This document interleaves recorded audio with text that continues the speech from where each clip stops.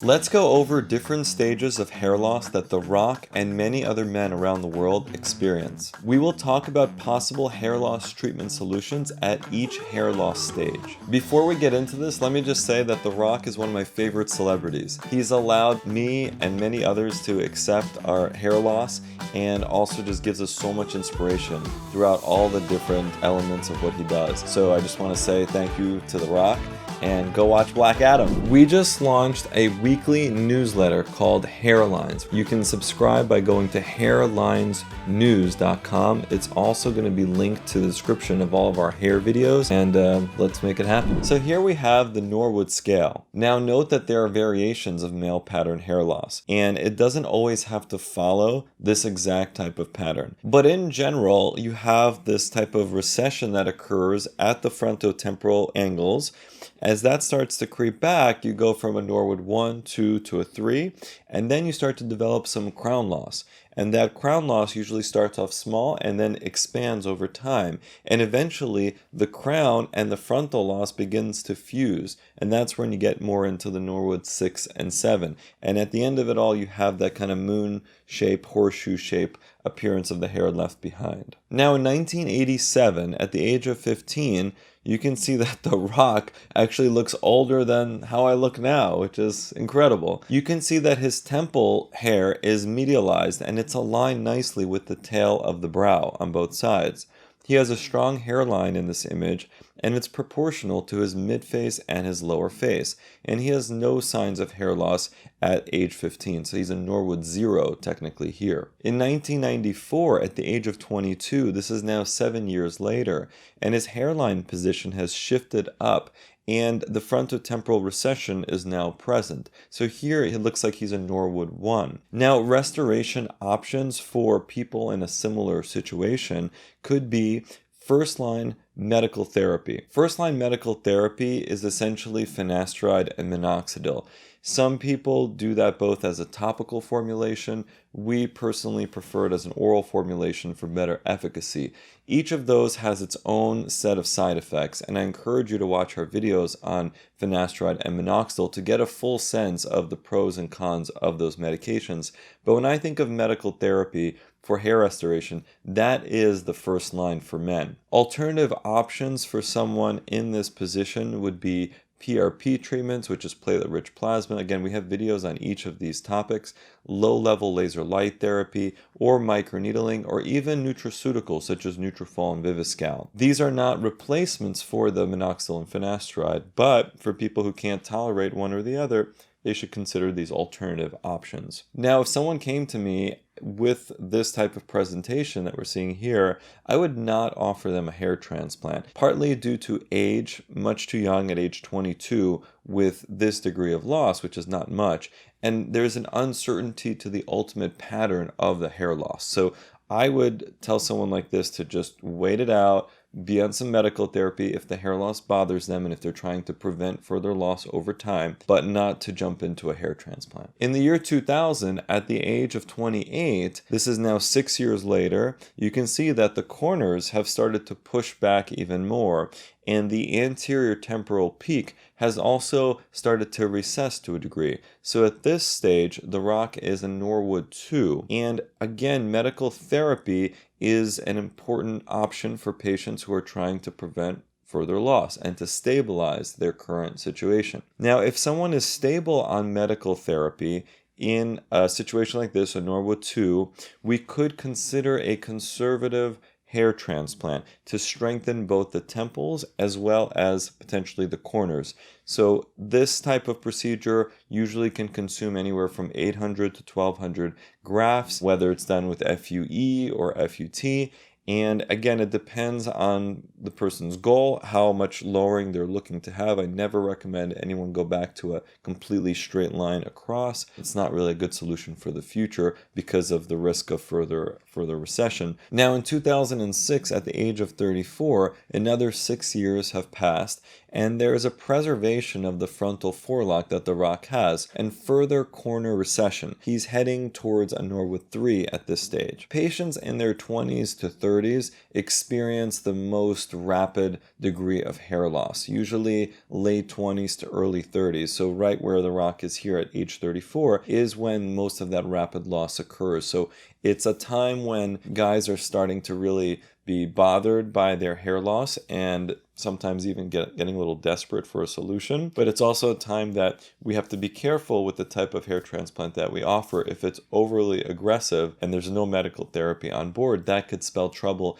in the future for how the hair ultimately looks. So when people come to me for hair transplant, I'm thinking about like long term, not just the next few years, but how are they going to react to their hair appearance in like 10, 15, 20 years from now? If we do a surgery now, will they regret it in the future, or will they be much better off for it down the road? So that factors into my decision making. Please make sure to subscribe to the channel and turn on all notifications. We post new videos every Wednesday and Sunday at noon. Thanks so much. In 2009, at the age of 37, now The Rock is clearly at a Norwood 3 stage. And we tried to figure out what the situation is with his crown at around this time and looked for different pictures. And as far as I can tell from like this profile picture, I'm not really seeing any obvious signs of hair loss at the crown. The Rock has spoken to his decision to shave his head in the past, and he has said that it wasn't so much that he was losing hair, but he just didn't, I guess, like the consistency of his hair and decided that it was going to be better to just shave it completely. I would argue that there are definitely some signs of progressive hair loss that I think he was experiencing up until, this 2009 year. With the following year, 2010, he decided to buzz his head, but it looks like further back at his crown was pretty solid. So I think if he had stabilized with medical therapy, he actually would have been a decent candidate for a hair transplant, if that's even something he wanted back at that time. Also, around 2009, 2010 was when FUE was becoming more popular as a harvesting method. So I think that would have worked reasonably well for The Rock at that time if he wanted to go down that path. Of course, as we know, he did not. And so in 2010, he decided to shave his head and go bald. And it appears in some of these later images, like age 38 here, that the frontal forelock is starting to thin to a degree compared to prior. And even if he had opted to restore his hair with a hair transplant,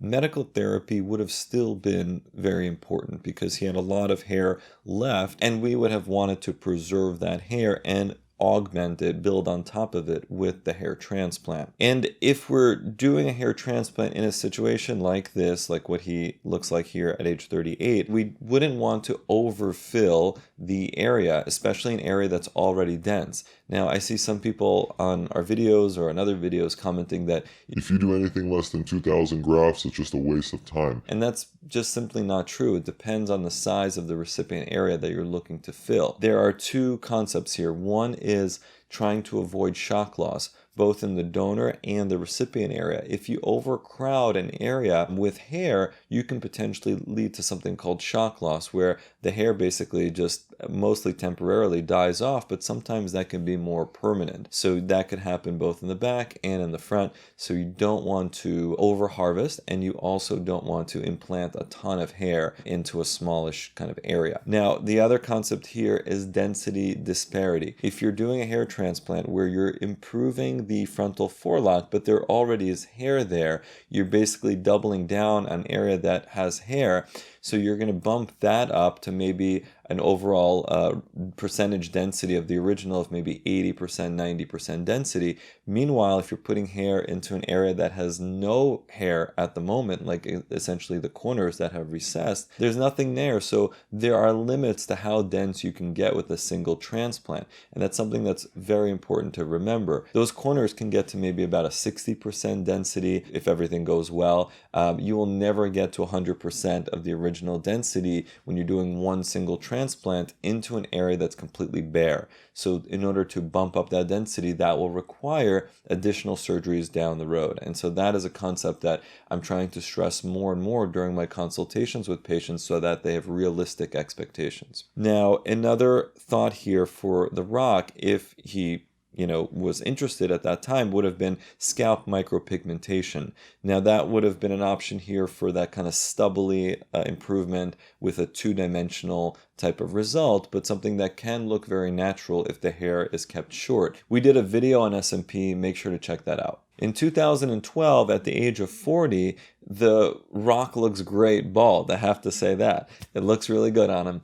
And he's starting to sport more beards and goatees, which is very common for people who have started to shave their head and they want to draw attention sometimes away from that area, so they look to have some facial hair. And it definitely takes the eye off. And then over time, there is like more of a self-acceptance, and people are more comfortable shaving their beards and just kind of rocking the bald look and being fully content with that. But I would argue that there is a transition that occurs there when people first start to go bald. In 2016, at the age of 44, you can see that The Rock has dropped the facial hair, and you can really see that awesome smile opening up on him. And it's hard to tell now where on the Norwood scale The Rock is, since he actually claims that he shaves his head every 36 hours to maintain the appearance that he has. Could he have progressed further than where he was with that Norwood 3 situation? Or, maybe he maintained that, but you just can't tell because of the frequent shaving. In 2022, now at the age of 50, let's assume that The Rock is at a Norwood 6 or 7, and he only has, let's say, that horseshoe left if he weren't shaving. What would his options be, and what would the options be for anyone in a similar situation? So number one is, of course, to do nothing. Many people accept the fact that they have lost their hair and they're not looking to change what naturally occurs, and that is totally fine. And so you can do nothing, and that is great. If people have accepted themselves with that kind of horseshoe moon-shaped type of hair appearance, then great. Another option is to keep shaving it, right? And that's what The Rock does to maintain it. Some people can even get electrolysis, laser hair removal, to reduce the need to shave as frequently. But then again, if you one day want to not shave and have your hair and grow the hair back, you're going to be limited in your options because if you did the laser hair removal, it burns those follicles out. Another option would be a wig or a hair system, and there have been plenty of celebrities and plenty of people who go down that route. And of course, that can bring a lot more hair into the picture, but there's always this thought of like, well, you're walking around and that you're kind of tricking people, and not everyone enjoys that. And also the fear of going into the water and having it come off, or having someone notice that you're fooling them, or whatever the thought process is. But it's not for everyone. But there are some people who get amazing hair results with just wearing this type of hair system that they have to change out every few weeks or so, and it works for some. Another option is scalp micropigmentation. So plenty of guys who end up going bald, they want to have the appearance of like something still there, so they get the scalp micropigmentation, which is a temporary tattooing that I mentioned prior, and that can give off the illusion of still having some hair, though it's kind of worn short, or it gives the appearance of having that really short hair. And then lastly, of course, is the potential for a hair transplant. Now, it depends on what your donor density is, and if the donor is adequate enough to replenish that recipient area. Some people have very wide recipient areas when they're completely bald. Other people have a pretty narrow area and a broad donor. So a lot of it is trying to see what they have left and where they're looking to get that restoration. And occasionally we consider some body hair transplant as well. We can take hair from the neck and the chest to supplement the hair on the scalp if needed. So what I recommend in the practice is usually sticking to the frontal scalp, maybe some mid-scalp area first, designing the hairline in a very conservative way so that it's not going too low, because you'll never be able to chase that back when the whole recipient area is bare. So staying conservative, focusing on a specific area, mainly prioritizing the front before we go further back, doing a surgery like that, and then coming back in the future, maybe doubling down on some of that density and also starting to build up further back. Now, as you guys know, I have alopecia areata universalis, and it took me some time to accept my own bald look.